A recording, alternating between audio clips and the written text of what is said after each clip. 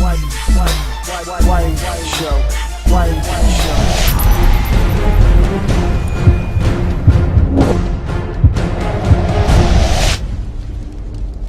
Unlike the last MMO I reviewed, not that I review all that many, but Star Wars, Tera isn't heavy on the story. It's a typical tale of saving the world, a couple of interesting characters thrown in and betrayals, and there's even a few cutscenes, which is kind of amazing. But the general idea is to save the world from the evil forces, you know.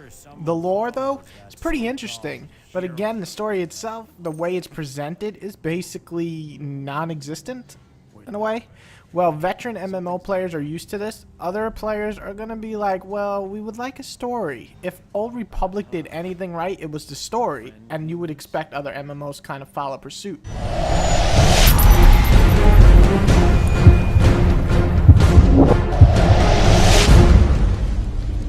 The graphics are wonderful, bright, beautiful, and just fun, really fun to explore just because of you want to see it. They're nice to look at.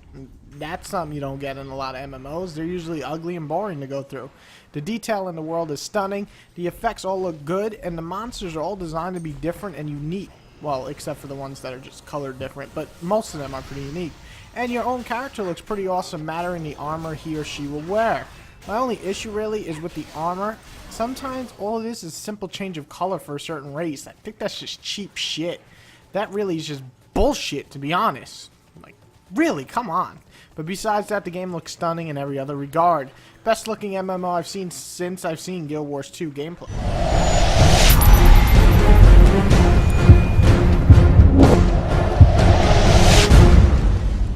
Now, let's talk about the gameplay. That's what matters, right? Right off the bat, you'll notice there is no sides in this war. Every race works together.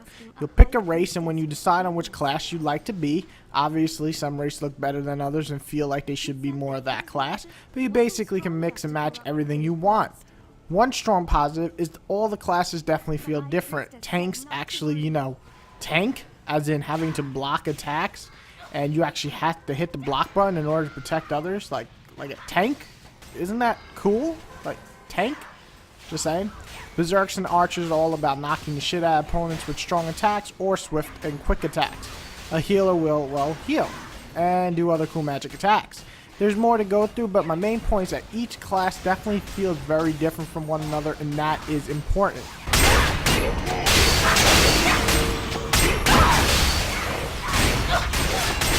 The fighting is all real time. The only other game I can think that actually tried to do this was Conan, whatever, nobody remembers that shitty game, and DC Universe. But this goes even further than that. You have a reticule, which will basically give you your aiming, and you will aim at your opponent, and mattering which weapon you're using, attack him.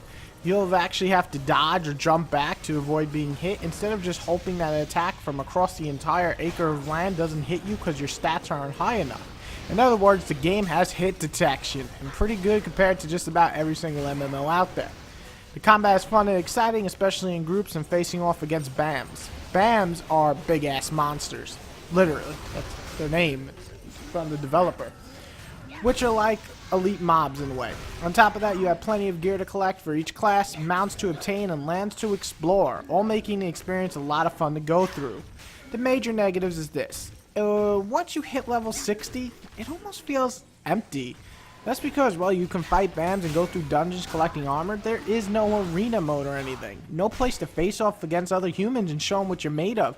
Which is sad because unlike most MMOs, this one actually feels like it takes skill to win over another person instead of just spending hours sitting at home going through a dungeon. Luckily, I hear they will add arena mode type in the next couple of months, but it's still a shame that it wasn't in the release. Another major feature that might turn people off is the way you quest in this game. It's very old-fashioned and doesn't try anything new. Go kill this monster and go collect those things. That's really all there is to it. Luckily, it's easy to gather a lot of the quests and just knock them out in a couple of minutes, so leveling isn't really a hassle. Gaining a level or two in an hour isn't unreasonable. Still, with the fun combat, you'd think they would have tried, you know, fun questing with it. Make sure someone follows that so-called hero, no matter what.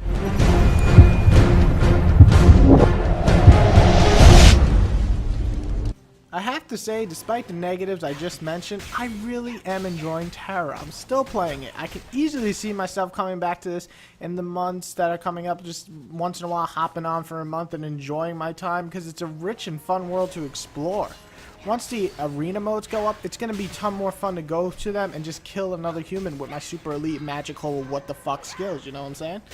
Game offers a nice amount of content as well, but it feels like it's missing some much needed stuff, especially in a game that feels like it's built around PvP. Still, Tera does a lot of things right, and I really did have a great time with it and plan on coming back to it once arena mode is up or some new expansion comes out. I give Tera an 8. I think it's a great MMO that proves that you can make the gameplay fresh and fun, easily. However, with the great combat comes some silliness like a very light, almost non-existent story and weak questing. But if you're a gameplay guy or girl, I'm sure you're going to enjoy the shit out of this game as much as I did.